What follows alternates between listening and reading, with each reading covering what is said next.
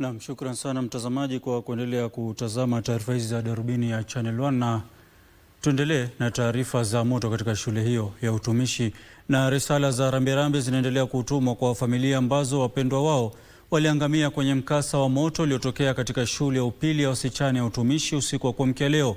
Viongozi wakiongozwa na Rais William Ruto waliomboleza na familia zilizoathirika, huku rais akiahidi msaada wa serikali, naye aliyekuwa Rais Uhuru Kenyatta pia akifariji familia hizo. Wanafunzi 16 walifariki kufuatia mkasa huo, huku uchunguzi ukianzishwa kubaini kilichosababisha moto huo.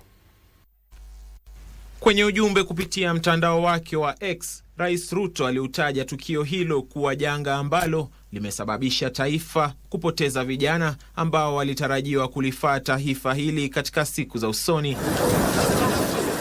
Alituma rambirambi kwa familia zilizopoteza wapendwa wao na kuwatakia waliojeruhiwa afueni ya haraka. Rais mstaafu Uhuru Kenyatta alizifariji familia, wanafunzi, walimu na jamii ya shule hiyo kwa jumla kufuatia mkasa huo.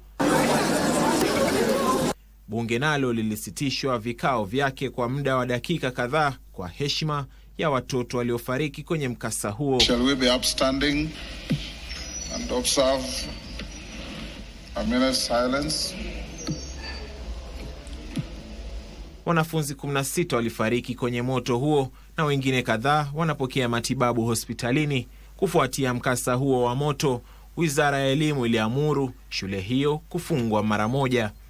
Kiripotia Darubini, ni Alvin Kaunda.